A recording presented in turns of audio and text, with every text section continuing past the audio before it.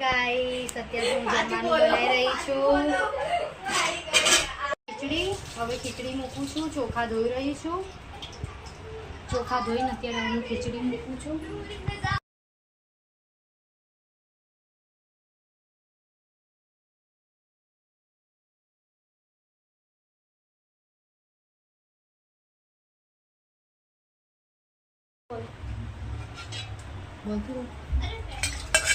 આ ખીચડી મૂકી હવે શાક બનાવું છું. સરગવાનું શાક બનાવું છું. હવે એન્જલને ભૂખ લાગી છે. એને પપ્પા આવશે એટલે જમવાનું બનાવીને તૈયાર રાખી દઉં. મને બી લાગી છે ભૂખ. સરગવાનું શાક બનાવું છું આજે. તો મેગી બનાવીને ખાધી છે ગાઈસ, તો એને ભૂખ લાગી ગઈ છે એટલે હવે હું બનાવું છું શાક સરગવાનું. બનાવતા બનાવતા તો ગરમી લાગી ગઈ. અત્યારે હું બહાર આવી છું ધાબા ઉપર. હવે થોડો પવન ખાઈને પછી જાઉં અંદર શાક બનાવવા. ખીચડી બની જાય એટલે શાક વઘારું. પછી જમી લઈએ. કેટલો મસ્ત પવન છે નહીં બહાર? તો ઘરમાં તો બહુ ગરમી લાગે છે. એસી ચાલુ કરીએ તો અહીં નકરી ગરમી લાગે છે. એસી બંધ કરી દઈએ ને એટલે. અને એન્જલ તો આખો દિવસ એસી ચાલુ રાખે છે. સરગવાનું શાક બનાવું છું. ડુંગળી ટામેટાવાળું ગ્રેવીવાળું. એટલે ગ્રેવી કરવાની નહીં પણ ખાલી એમને એમ તળી દેવાની. એટલે બહુ મસ્ત બની હતું શાક. હા બહુ મસ્ત બની હતું. આજે એવું જ બનાવું છું. ચણાના લોટવાળો સરગવો બનાવવાની હતી પણ પછી કોરો પડે એટલે પછી મેં કીધું નેક્સ્ટ ટાઈમ બનાવીશું. પછી ધાબા ઉપર વાતો કરતા તો ખીચડી મારી ઉભરાઈ ગઈ. ખીચડી ઉભરાઈ ગઈ. બહાર વાતો કરતા હતા ને આપણે ધાબા ઉપર. ગરમી લાગી ને એટલે મેં કીધું બહાર જઈએ તો ત્યાં સુધી ખીચડી ઉભરાઈ ગઈ.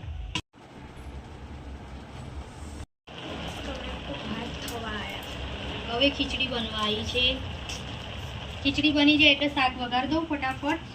રોટલી બનાવવાની હતી પણ રોટલી પછી કેન્સલ કરી કે નહીં બનાવી.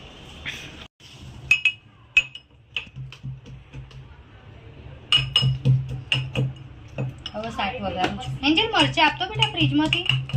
બોલો. સરગવાનું શાક વઘારું છું. ડુંગળી ટામેટા. એક ટામેટું આપજે અને 2-3 મરચાં આપી દે. આમ તો રોટલી બનાવવાની હતી પણ પછી હમણાં 10-15 મિનિટ પહેલા જ મેગી ખાધી. એટલે પછી હવે ભૂખ જેવું નહીં. પછી રોટલી પડી રહી એટલે ખીચડી શાક ખાઈ લઈશું. અત્યારે ફટાફટ બનાવી દો. કેટલા વાગ્યા? 9 વાગવા આવ્યા નહીં? 9:30 થઈ ગયા. બાપરે બાપ, બહુ મોડું થઈ ગયું. આજે અમે દુકાને ગયા હતા ને, આરતી સિલેક્શન દુકાન છે ને કૃષ્ણનગર. ત્યાં એક સાડી જૂની આપીએ ને તેના 200 રૂપિયા આવે અને નવી સાડી લેવાની. એટલે પણ એવું નહીં, જે ગમે તે સાડી તમે પસંદ કરો ને 1000 રૂપિયા વાળી, તેમાં 2 સાડી લે, 1500 વાળીમાં 3 સાડી લે અને જૂની સાડીના 200 રૂપિયા આપે. અને આરતી સિલેક્શન કૃષ્ણનગર નિકોલમાં બધે બ્રાન્ચ છે એ લોકોની. પણ બહુ મસ્ત કપડું બી આવે છે, સાડી બી બહુ મસ્ત આવે છે. એટલે અમે દુકાને ગયા હતા એટલે અમે આવ્યા 8 વાગે. એટલે આજે અમારે જમવાનું બનાવવાનું બહુ લેટ થઈ ગયું. શાક વઘાર્યું. હવે શાક વઘાર દઉં પછી બહાર જો બહુ ગરમી લાગે છે રસોડામાં. તો પંખો ચાલુ રાખ્યો તો ગરમી લાગે છે. બહાર જઈશું ને ધાબા ઉપર એટલે મસ્ત પવન આવશે. ડુંગળી સમારી દઉં.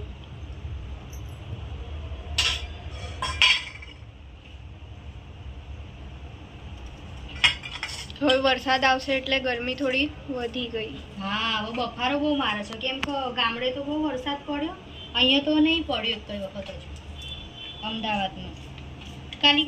કાલે થોડા છાંટા આવ્યા હતા પછી બંધ થઈ ગયા હતા. બહુ વરસાદ નહીં આવ્યો કાલે. આવી જાય તો સારું થોડો વરસાદ. આપણે બી હા આપણે એક વખત આવ્યો તો. ક્યારે આવ્યો તો વરસાદ? હમણાં વચ્ચે આવ્યો તો થોડાક ટાઈમ પહેલા. હા ત્યારે બહુ ફાસ્ટ વરસાદ આવ્યો. વાવાઝોડું આવ્યું. હા પછી નહીં આવ્યો. ગામડે તો 2-3 વખત પડી ગયો વરસાદ.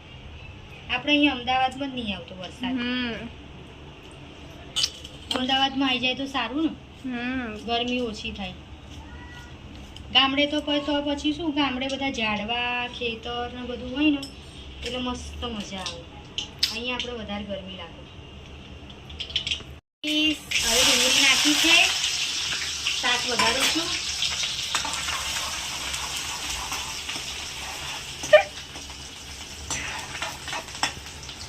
હવે ટામેટું નાખી દઉં. ગાઈસ મારા સરગવાનું શાક ડુંગળી ટામેટાવાળું બહુ મસ્ત લાગે છે એટલે મેં ટ્રાય કર્યું. પહેલાં અમે એકલો સરગવો બનાવતા હતા રીંગણવાળો, પણ હવે રીંગણ નથી નાખતી, હવે ડુંગળી ટામેટું નાખું છું એટલે સારું બને છે ને સારું લાગે છે. એટલે એક વખત ટ્રાય કર્યું, હવે બીજી વખત ટ્રાય કર્યું. આમ તો ચણાના લોટવાળો સરગવો બહુ મસ્ત લાગે છે, પણ પછી એન્જલને ભાવતું નથી. સવારે તો પછી 2 શાક બનાવ્યા.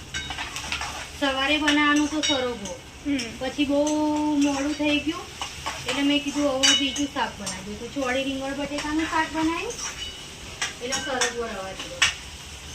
એટલે હવે અત્યારે બનાવતી હતી તો એના પપ્પા કે પછી કોરું પડશે મારે, એટલે કોરું પછી મજા ના આવે ખીચડીમાં. એટલે મેં કીધું હવે છે ને રસ્સાવાળું બનાવવા માટે ડુંગળી અને ટામેટાવાળું બનાવી દઉં, ફટાફટ બનાવી દઉં શાકનું. પછી એન્જલને લેસન કરવા માટે ફોન આપવાનો છે. એના ફોનમાંથી બધા PDF આવે છે ને આમ લેસન હોમવર્ક, એટલે એને કરવાનું હોય છે. એટલે પછી એને મોબાઈલ આપી દઉં લેસન કરવા માટે. જો મસ્ત ગ્રેવી થઈ ને, ના થઈ મસ્ત, મસ્ત લાગશે, બનશે ને. એટલે બાજરીના રોટલા બનાવત, પણ બાજરીના રોટલામાં પછી ચણાનું લોટવાળું શાક પછી સરગવો ના સારું લાગે રોટલામાં, એટલે પછી ના બનાવે.